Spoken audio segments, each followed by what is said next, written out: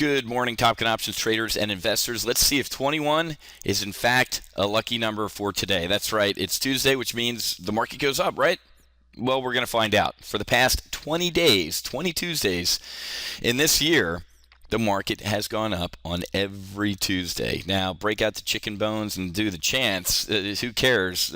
Obviously, things in the market drive the market, but it's absolutely incredible that today could be the 21st day, Tuesday in a row, that the market has gone up. So we'll see. Let's debrief yesterday's action a little bit. I got absolutely buried, along with my staff, opening accounts with Wealth Creation Investments, our managed account service, and we're having a webinar tomorrow afternoon, that's Wednesday afternoon at 3 p.m. to go over the details of our managed account service that many of you have expressed interest in. Many of you have already opened accounts. We're trading those accounts. Marcy's been up since 5 in the morning. She trades from 5 in the morning till about 1 p.m. and she's actually out of a couple of her trades, and she's actually doing pretty good this morning. So click on the link in this email, and you can instantly register to attend our managed account briefing Wednesday, 3 p.m. And also we'll do another one Thursday night at 9 p.m. for those of you who could make tomorrow afternoon. All right, let's get started. But yesterday's numbers in the morning just weren't that good. Final Manufacturing PMI came in flat. ISM number was horrible. It was weak. And construction spending sucked. Well, what happened in the market? The market saw that and reacted and said, wow, these numbers really aren't that good, are they? And then did what this market does. It reacted initially to bad news being bad news and then got back on its normal climb schedule that bad news is good news. We are still in bizarro market, folks. Bad news is good news. Good news is good news. Any news drive this market up. Again, this is a Fed-induced market, folks, that isn't going to come down on its own. It's going to come down because the Fed ends its quantitative easing. And I mentioned this last week that we're starting to see a potential, quote, stealth tapering going on here. On the flight schedule today for Tuesday, not that much going on, which means the market has the potential to wallow around here after yesterday's rally and drive higher. Wednesday, we'll get ADP jobs reports, revised non-farm productivity, unit labor costs, and ISM non-manufacturing PMI, and also factory orders. So Wednesday will be a, how's the Rust Belt doing type of day. Thursday, obviously, weekly unemployment claims, and then Friday is the big day on the flight schedule, folks. Non-farm payroll and the employment rate. Now, unless you've been in a cave, you know that the unemployment rate's gone down recently. And if you've been stuck in that cave, you know that unemployment's going down for all the wrong reasons. People can't find work. They're in their parents' basement eating Cheetos with that college degree hanging on the wall. It's just absolutely horrible. So we're going to see Friday if good news is bad news is good news, or back to the inverted, okay? Because if the unemployment rate goes down and it's because of good news, meaning people are finding work, there's a concept, the market might recognize that that means the Fed can end its easing earlier. So will we have a freak out? Or, ready for this one, if the jobs number goes down because people are finding out that everybody's getting jobs, the market goes up because it's good news. So another one of those weeks where we're going to figure out if we're in bizarro market or not. Okay, again, the standard rules do not apply in today's market.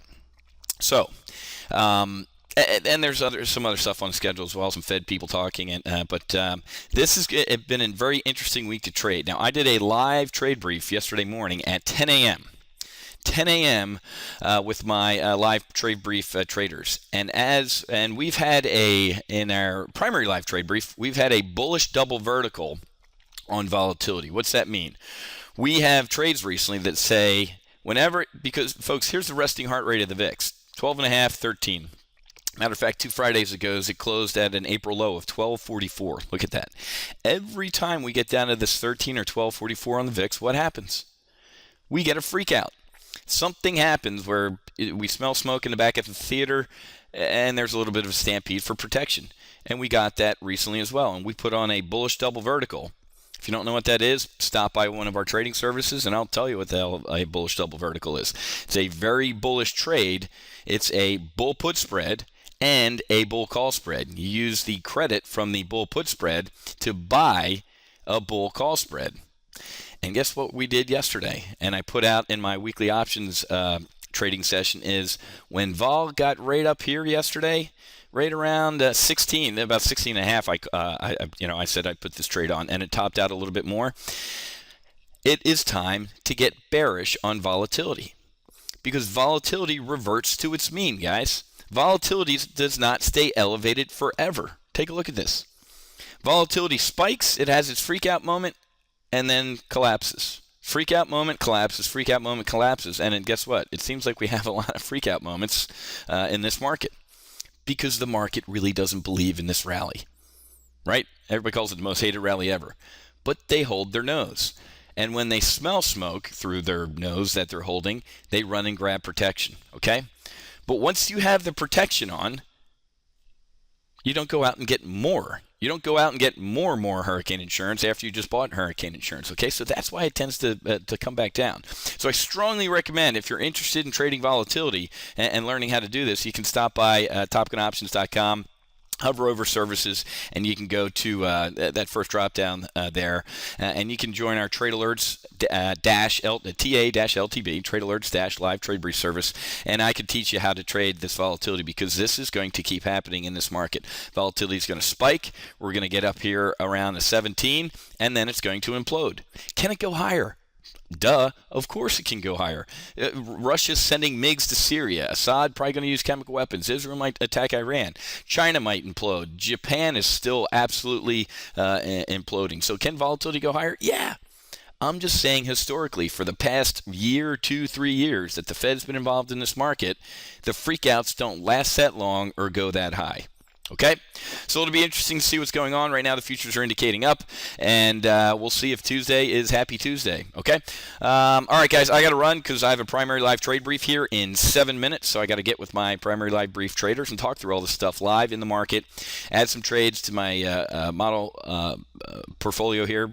Primary live trade brief portfolio and get airborne. Like I said, click on the link in this email to register for our managed account briefing tomorrow afternoon at 3 p.m. Okay, just click on the link in there and you'll hear from the CTA that manages certified or commodity trading advisor. Sorry, got to get my second cup of coffee. So click on the link and I'll see you if you're interested in the managed account service from Wealth Creation Investments and Fox Financial Group. All right, happy hunting. Make sure you hedge, and I'll see you tomorrow at 3 p.m.